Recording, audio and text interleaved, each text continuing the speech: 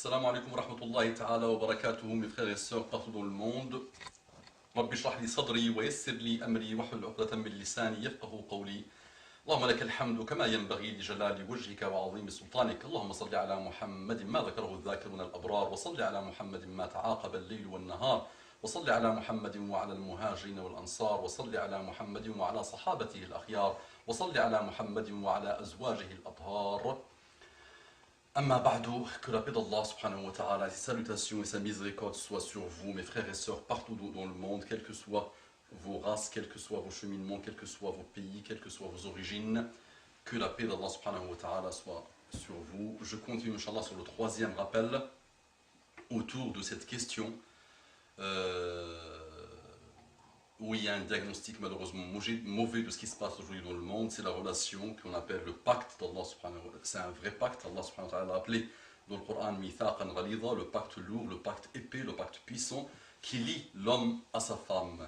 Donc on a essayé d'apprivoiser lors de la première intervention les questions. Donc pourquoi on se marie? Il y a 10 milliards de réponses à la question pourquoi on se marie. Toutes mènent vers les problèmes et vers le diagnostic qu'on est en train de repérer aujourd'hui. Et une seule mène vers le paradis sur terre et mène vers une stabilité du couple. On a tout essayé, on a vécu l'amour, on a chanté l'amour, on a écouté l'amour, on s'est pollué le cœur et le cerveau et la raison par ces histoires d'amour, et on n'arrive pas à vivre cet amour. Et vos chanteurs, nous chanteurs, que Dieu nous pardonne, les chanteurs du monde, que Dieu pardonne le monde, tous ceux que le monde a pris comme exemple et comme idole, aujourd'hui ils ne vivent pas l'amour, les amis. Vous entendez leur histoire, divorce, problème, attaqué, tout ça, que des problèmes. Donc nous, on a, lors de la deuxième intervention, essayé de répondre à la question. Donc on vit pour vivre l'amour d'Allah subhanahu wa ta'ala avec notre femme ou notre mari.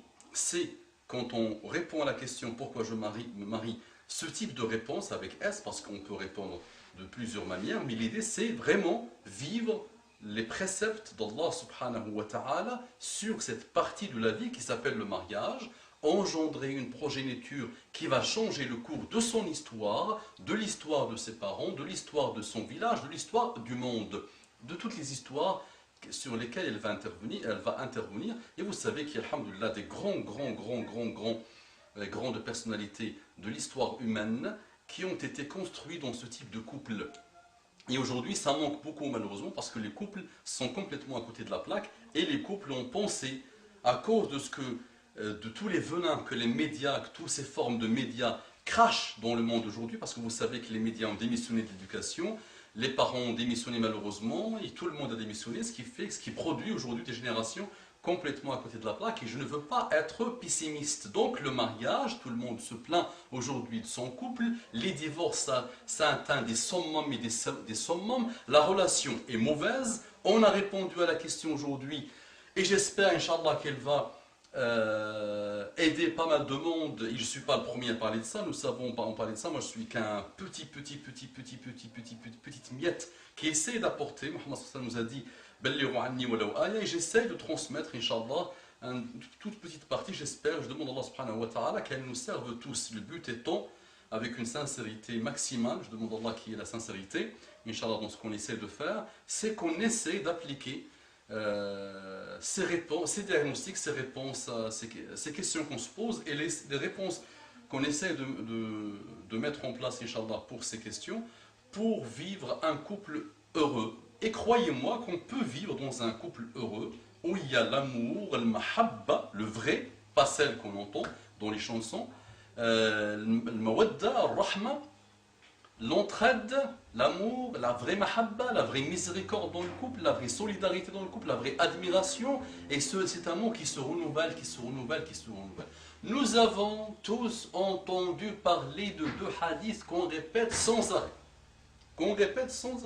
Mais malheureusement, dans ce monde où on répète des choses comme des perroquets sans savoir ce que ça veut dire, malheureusement, il y a eu des dérives totales. Donc on dit قال محمد صلى الله عليه وسلم الذي أوتي مجامع الكلم. Il nous a dit إذا جاءكم من ترضون دينه فزوجوه من ترضون دينه وخلقه فزوجوه إلا تفعلوا تكن فتنة في الأرض وفساد كبير.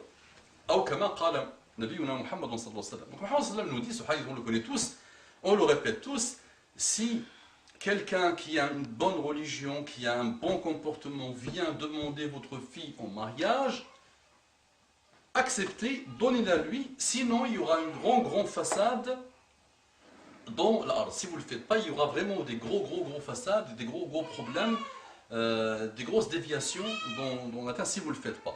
Alors ça c'est le premier. Et le deuxième qu'on répète tous aussi, c'est فَاظْفَرْ بِذَاتِ الدِّينِ تَرِبَتْ يَدَاكَ. Donc on se marie avec la femme pour 4 raisons, vous les connaissez, son argent, sa beauté, sa noblesse. Et la quatrième, c'est sa religion. Et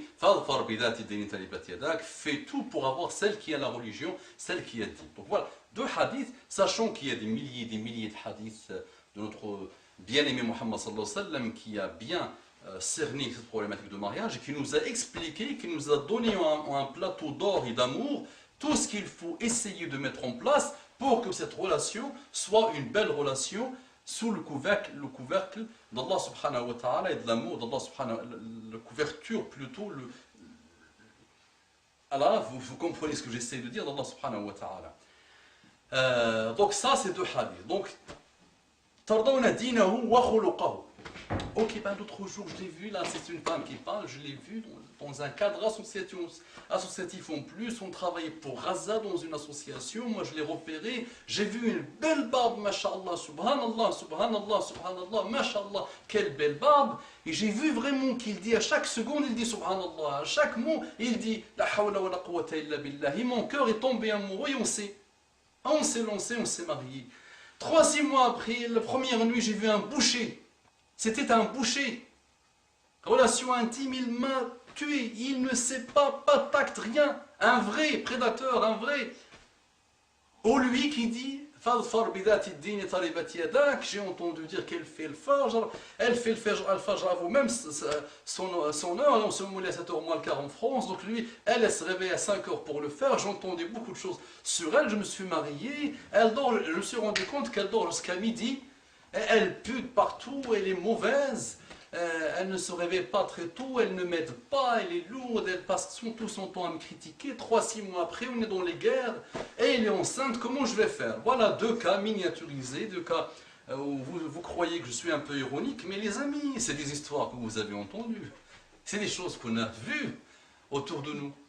On nous a tellement parlé de ces choses-là, on les a vécues, on les a entendues chez nos cheikhs et nos ulama, tellement de cas, voilà, qui n'arrête pas.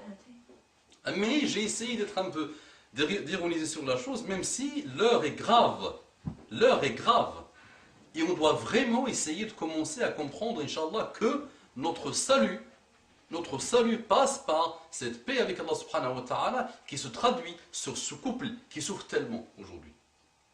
Et si on a vraiment la bonne intention et la bonne sincérité, et si on arrête d'idéaliser, on va y arriver, Inch'Allah subhanahu wa ta'ala. Voilà, donc 2 cas où je me suis marié, ok, les premiers jours chacun montait, parfois il y a des couples où chacun montait à l'autre, donc je te mens, tu me mens, on s'aime bien, on aime Allah subhanahu wa ta'ala, on passe notre temps à poster des choses sur l'internet, on est dans la da'wah et tout ça, et 3-6 mois après, chacun délaisse tout, même il commence lui à délaisser sa prière, elle commence à délaisser sa prière, chacun commence à délaisser les choses qui font le bonheur de la maison et le bonheur de la vie en couple, et il commence lui à toucher l'alcool, elle commence elle à sortir à droite et à gauche, et peut-être elle aussi commence à revivre toutes ces histoires qu'elle vivait ou qu'il vivait avant son mariage, et tout ça réapparaît dans la vie du couple, et ça détruit le couple. Voilà. أقول قولي هذا واستغفر الله لي ولكم فاستغفروه إنه كان غفارا رحيما اللهم صل على محمد وعلى آل محمد وعلى آله وسلم تسليما كثيرا